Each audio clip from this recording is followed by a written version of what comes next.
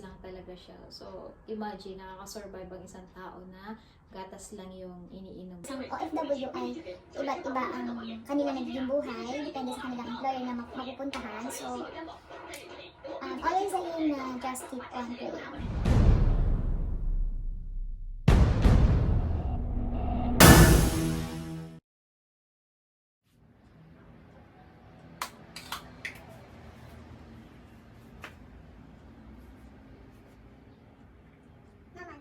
Naman ha. Apa?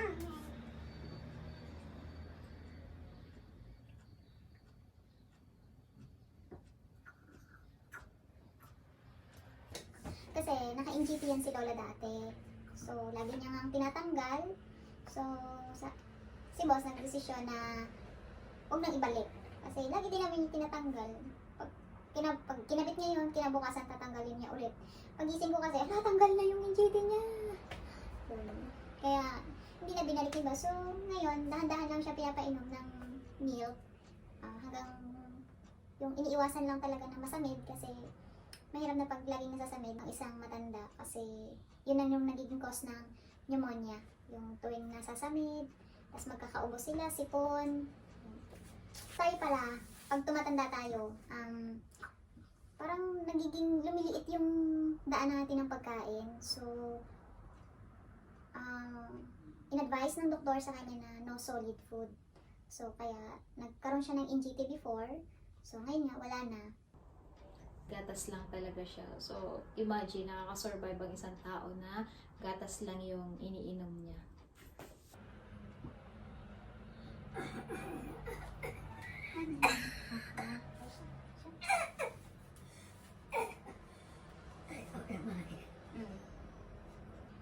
Mama, no, iyan.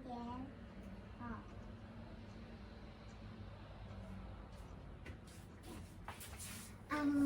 Alaga ko nga pala guys is 94 na siya, si lola ko. Kasi dumating ako dito is 90 years old na siya. 4 years na ako sa kanya. Kaya magna-94 na siya. Ngayong May. Yun guys. Lagi kasi siyang nasasamid pag medyo madami siyang ininom, nasasamid siya. Dapat. Isa mo. Ha? Ayaw. Hala. Ikan. Kani. Chayo. Apa?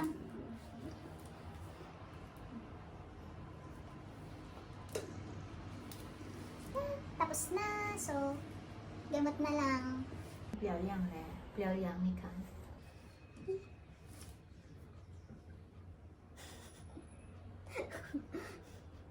Kala niyo guys, nagpipicture kami. Kaya gumaganan siya. Yan, piyag yan. Ciao, ikin. Ciao, ikin. Ni hao. Ni hao. Ni hao. Say ha. Say. Ciao, ni hao. Ni hao, Philippine.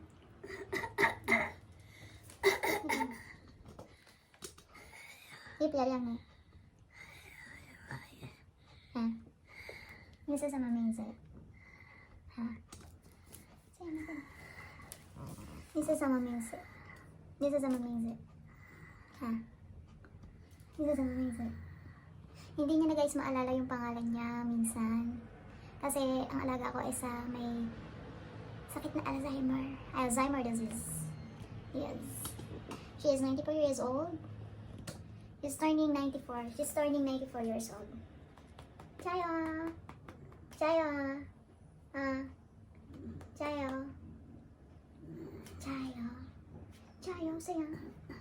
Chayo. Come on. Hey, Hama. Come on. Nay PR yang what I need. So, yun guys, papainumin na natin siya ng gamot. Ito yung gamot ni lola ko. Good for 1 week siya. Si boss ang nagpiprepare nito.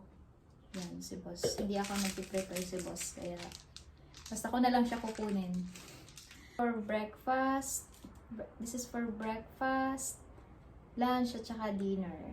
Monday, Tuesday, Wednesday, Thursday, Friday, Saturday, Sunday.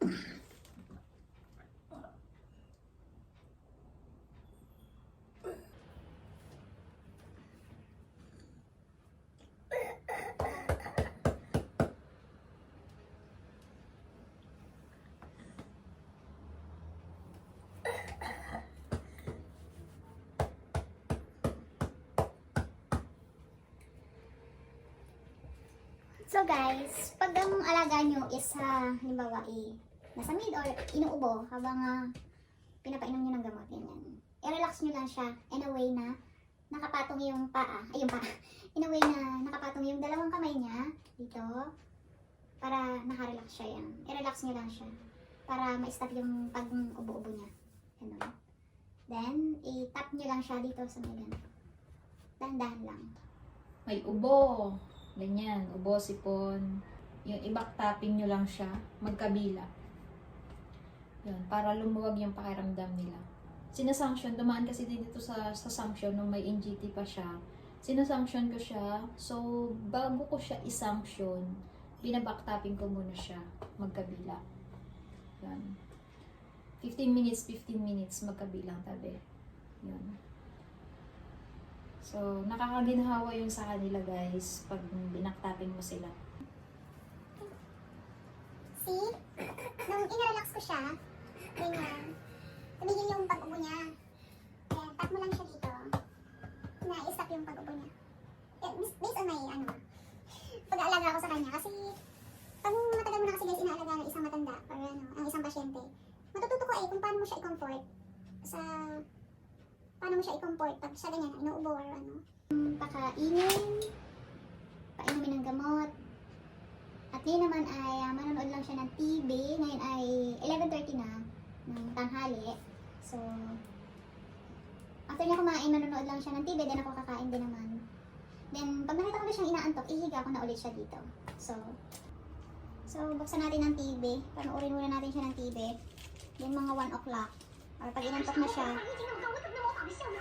higa na lang ulit natin siya. Then, ang bangon niyan is before 3 p.m. na. Yun, ganyan lang. Then, ako naman ay kakain. Siyempre, at kung hindi ka pa nakasubscribe sa aking channel, please to subscribe.